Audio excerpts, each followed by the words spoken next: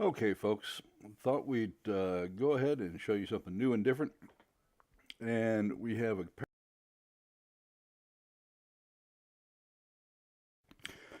and it's an interesting aircraft for a number of reasons. Some of you have mentioned the fact that I'm not showing enough heavy fighters. Well, by God, this is a heavy fighter.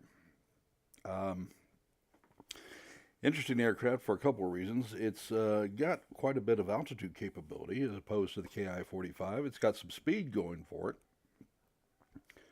and it's got a little bit of firepower. A pair of 20s and a 37 millimeter. Now, this is the typical early war, low velocity, can't reach out for nothing 30 millimeter, 37 millimeter that you see in a lot of aircraft. They don't move particularly well. They kind of loopy and everything else, but they get the job done, and it is half your firepower, by the way. So the reach of your 37 millimeter is 1770 feet. Divide by 3 to get the meters, and there you go. 600 meters, be about right.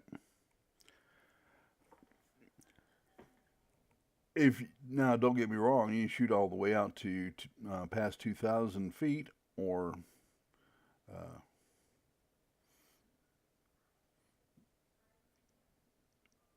680 meters with your 20 millimeter cannons, but you're only going about 170 DPS at that point.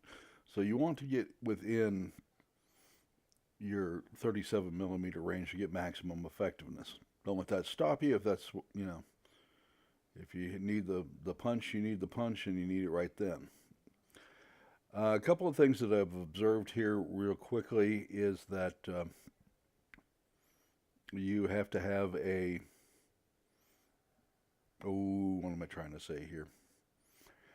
You have to have a little bit more maneuverability is what I'm getting around to. My idea fogged mind, apparently. It's a little more maneuverable than a Mosquito or a Hornet, and that's darn nice. It's got quite a bit of punch to it if you get within range, because at Tier 6, 370 DPS is a lot of punch. The 37 millimeter tends to overheat very rapidly, and that's something you're going to have to be aware of. And you notice I'm holding fire until I know that 37 millimeters is going to hit. And we don't do that much damage on the first pass, but that's okay. We'll just come back around for it. Now, we got 2 jobs here. And I'm having to do a voiceover because people wanted to tell me lunch or dinner had arrived in the middle of the recording session. And on top of everything else, my voice wasn't coming through very clear. So, there's lots of videos out there with nobody talking, and, but I assume people like the commentary and that they want to hear it. If I'm wrong, let me know. We'll change it. Again, we have changed the introduction to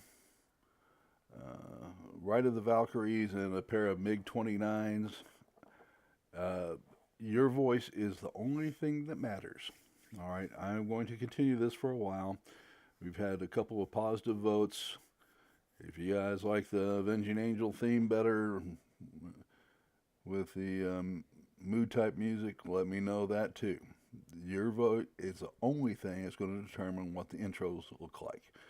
I had a couple comments that they wanted more martial music and they wanted a more militaristic theme, which is not a problem on my part. I don't do this for me, I do it for you.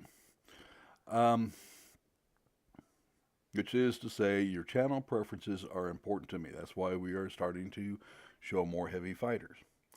The comment was also made I wasn't showing enough of the heavy fighters. Okay, well, we can do that too. Um, as I stated before, if you want the XF90, that's lovely. Now you notice here we are defending our friendly fighters, our friendly bombers, I should say. And he's going to go mess around with the aircraft down below, and that's fine with me. I need to kill bombers. One of the things about the heavy bombers is they're usually well equipped to deal with the bomber streams. And you'll notice I'm combining fire with the other fellow so that we can take these down more quickly. I don't care if I have the highest kill count. I do care that we kill the bomber stream as quickly as possible.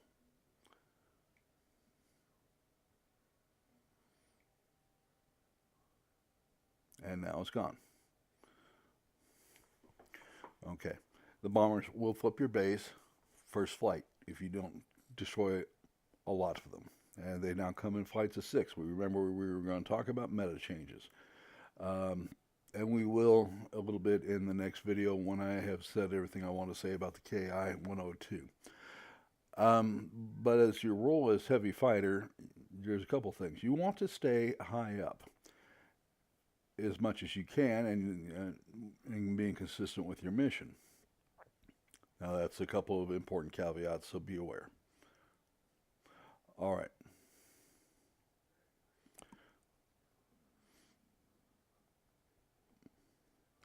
Being up high does a number of things for you. The turn and burns that can be the bane of your existence now are busy scraping and clawing for air. That means they don't do nearly as well. So that leaves you only with things like, especially at this level, the P-51s and the ME-109s. Turn and burns don't like being this high because they're running out of gas, they're slow, they're an easy target, and they know it. Now, will it stop them on all occasions? No. But in this particular case, it's just something you're going to have to deal with. My favorite thing to do in a P-51 or a 109F at this level was killing heavy fighters because they're easy meat. Be aware.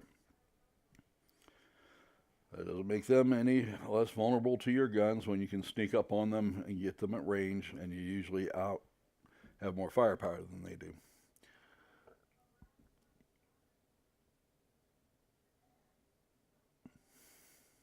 Now, because we've taken care of the bomber stream, because we have defended our base, our command base throughout, because we have protected our friendly fighters while we were up there, our friendly bombers while we were up there, we have won the game.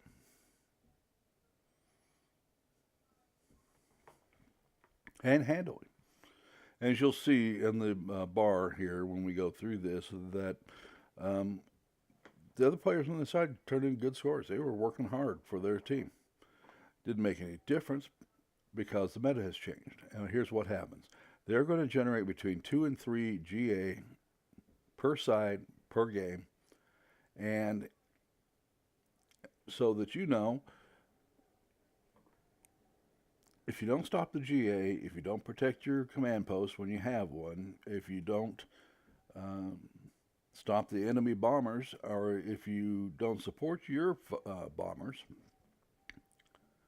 you're going to lose. It's as simple and straightforward as that.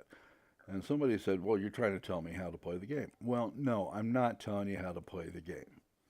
I'm telling you how the game works at this point. And it's going to change again at some point. Right now, those 3GA or 2GA, whatever generates, are going to work together. So they're going to show up at a site. They're absolutely going to take that base unless you stop them. And then they're going to move on as a group to the next site. Now, that will begin to break up as you destroy them and they have to regenerate and join the other GA. But they're going to continue to do that until they can't spawn anymore. All right. So that's how the game is played. there are a number of ways to address this. You can support your own bombing streams instead of attacking bombers. You can support your own GA and protect them as they go through, and that will assist things. There's a number of ways to attack the problem, but that's how the current meta is working. I didn't create the meta. I'm just telling you how it's worked. And I got my hiney handed to me more times than I want to think about, before I figured out what was going on. Now, I also heard something from someone who said, well, it's a level. No, it doesn't work like that. Okay, I had doubts from beginning to the end that World of Warplanes was trying to keep you at a certain level, especially after they announced that this is how Matchmaker works. These people aren't stupid. Igor gets fired and disgruntled and says, hey, look, they're lying to you, and here's where it is in the algorithm of the programming, and this is what you're set to now. If they do that, and that comes out, their credibility has gone to the dark places where you go to the bathroom. All right? And nobody wants to look like an idiot to the general public, and no place in the world will take you to task faster than the internet for pulling this stuff. The gamer community is very wired up and hooked up. Okay? It just doesn't work like that. So stop blaming the game, understand the meta, play the meta the way that it is meant to be played, and you will do fine. Understanding your aircraft, understanding the way that the game is currently working is critical. If you're not getting the scores that you want, you're going to have to look to that hardest thing to look at, your play style and what you're doing. And if you don't have accurate information on that, you're never going to get better. That's my role. To the degree that I can, I will help. I will give out information that will help you play the game a little better. I am not Mr. Super or Uber pilot. I'm hovering somewhere between 50.5 and 51% right now. It's been rising steadily. After I figured out the meta. All right, but once I started taking on GA and bomber streams as priority, I started winning again. And I'm winning far in excess of 50% right now. Now that's going to change as more people wise up into how the meta has changed. Well, good for you. I'm Joe Every Guy. I'm not super unicom, can't be beat sort of guy. I can turn in some great games. I also get beat. And obviously I get beat just about 50% of the time. And nothing irritates me more than somebody who content creates and sends himself up as the god of all whatever game they're in charge of. I've looked at some of them and their actual win-loss ratios, and they weren't that good. If a game has got a lot of long-time players in it, they're all going to get good. All right.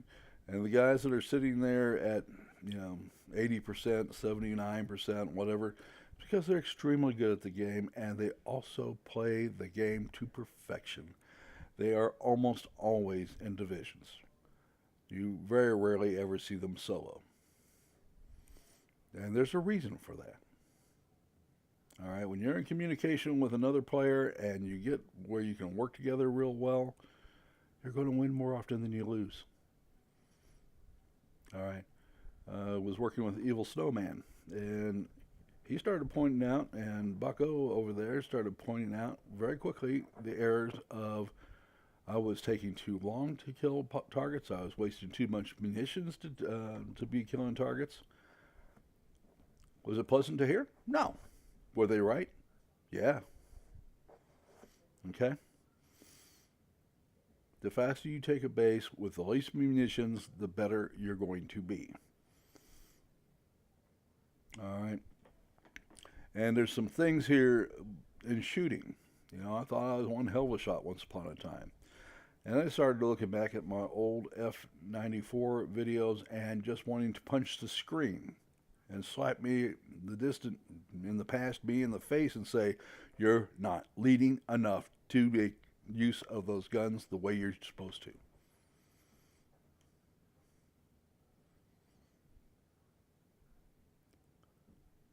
All right. I started looking at that and started looking at my gameplay and realized that one, I led enough, i.e., the flashes were coming off the front of the engine and the wing leading edge, that the planes were going down one hell of a lot faster. Oh, okay. It's like everything else. The faster you take down aircraft, the better you are. They're not shooting at you anymore. They're not contesting against you anymore, and they're not shooting down your team anymore. And the more time they spend having to regen, the better it is for your team. It's the same thing. Know your plane, know its effective distance. One of the things that got pointed out to me was about machine guns. Bucko, pass that on to me. You got machine guns? You don't think they're doing enough damage? You're not close enough. Don't even open fire until you're in 1,500 feet, 400 and, no, sorry, 350 yards or meters. Because all you're doing is giving the other side warning that you're firing on them, and you're dispersing so much. It'd be, 420 meters or so. Um, all you're doing is warning the other side that you're shooting at them, and your bullets are dispersing to the point where you're hardly doing any damage.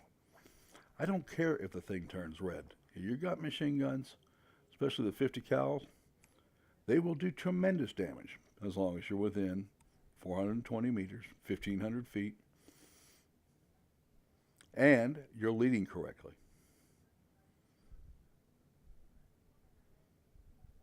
All right.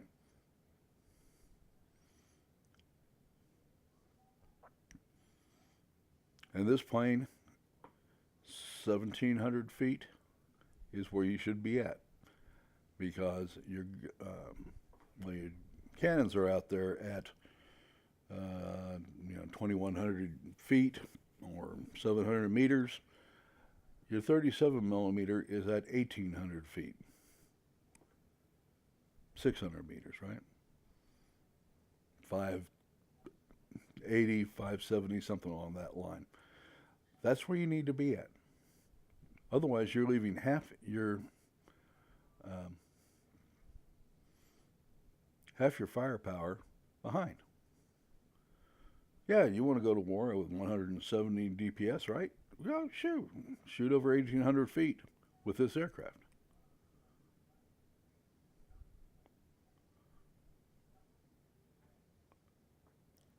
All right. Upgrades on the aircraft. Well, it's pretty quick. Of course, you want a good sight. Is it necessary for everything to have a good sight on it? Well, not necessarily. If you have a GA and it's got really crummy front guns, why would you waste time on the front sight? Don't need it. Invest in cockpit armor, engine armor, something else. Get the maximum advantage.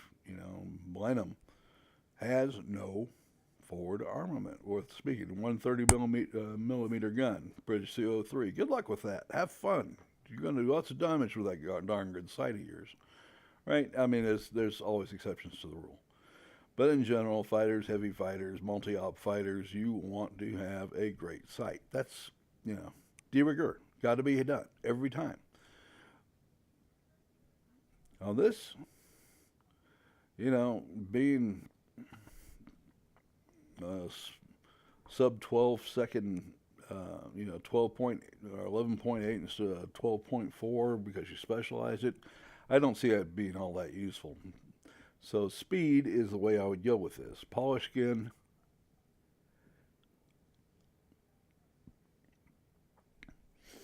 I would go with the uprated power plant.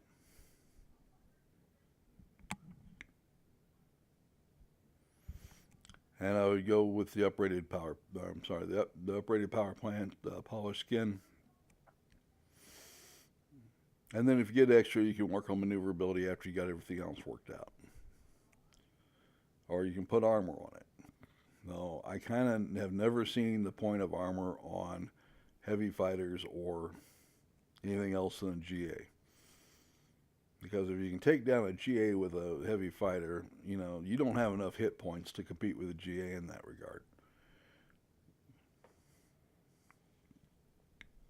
And if a heavy fighter can take down a GA, what's the chance the armor's going to do you much good? I never saw the point in it. Now, if I'm wrong, let me know. But, reinforced tail and other things that make you less maneuverable, I'm not really interested in. So to me, the way that you do this is that you put in the polished skin, and then you get your sight, and you get your uprated power plant, and you're good to go. I mean, if you decide you want to keep it and specialize it, and you have the option to throw in some maneuverability aspects to it, yeah, why not? Give you a little edge over another heavy fighter. Won't do stuff at all for when you're up against single engine, what is it at this level? P50s, KI61s, BF109Fs. They're still going to whoop the heck out of you. Because they're, even if you got that down to a mythical 11.5, which I don't think you could get to, they're going to be operating at 10.5, 10.4, 10.2. You're not going to overcome that. At best, you're going to get yourself 2 more turns in the turning contest, and you're still going to lose.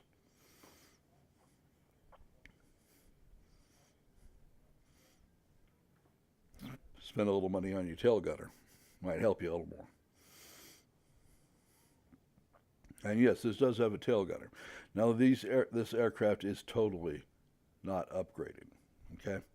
So be aware of that. They don't have a single upgrade in it. I'm just starting off with this aircraft. And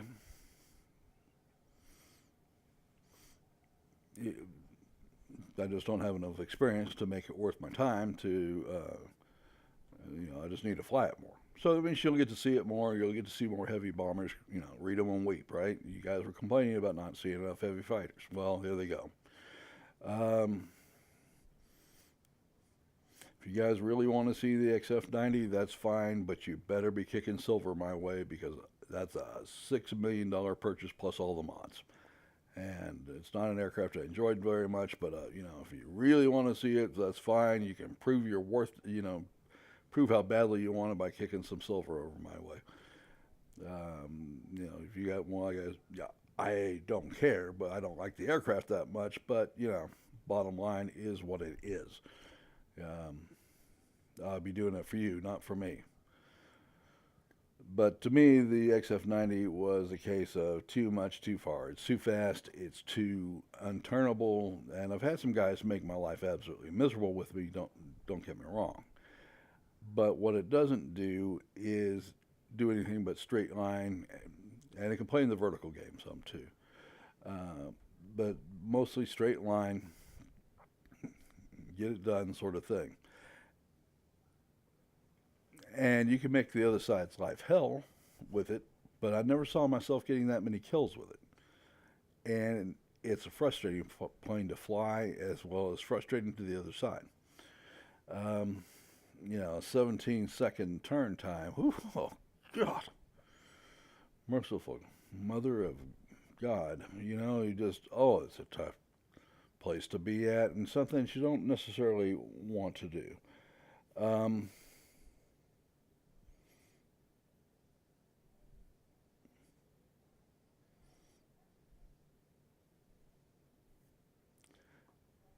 I just showed you the entire KI-45 thing. All right.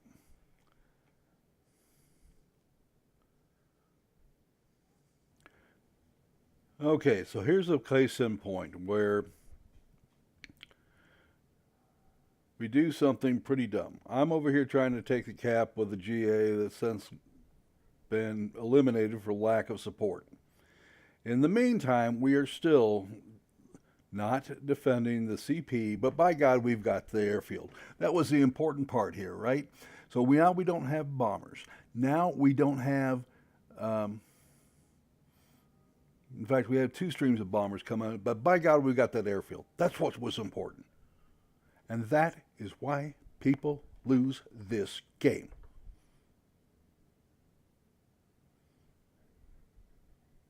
All right? And then have the nerve to blame World of Warplanes for it. There's another live pilot on this who was gaga to go after the airbase, and he's still defending the airbase. And you wonder why we lose. All right? That's called, he's ignorant. He doesn't know. But this is what happens. This is the result. And you'll notice anytime you ignore it, you start having 3, 4, 5 bases to your 1 or 0, which will quickly be the case here. And you notice how many planes I've got helping me.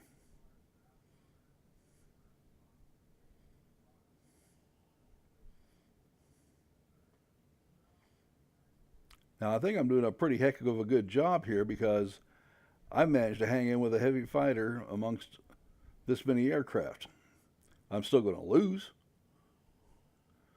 but at least I'm where I'm supposed to be. There's only 2 places to be on the map right now. Either defending the command base or retaking the one we just lost. Okay? And people want to argue with me, then be happy with your loss rate. I'm really not kidding.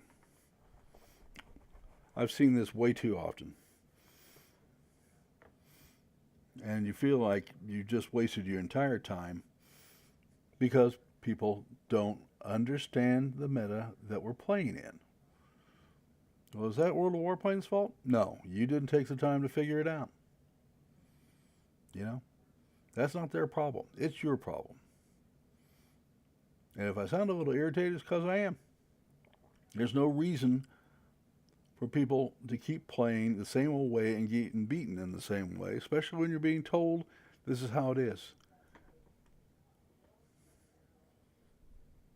Remember to like the video, to subscribe, and if you want to support the channel, it will be in the upper right-hand corner of the main channel page. Thanks. Y'all have a great day, and we'll see you tomorrow.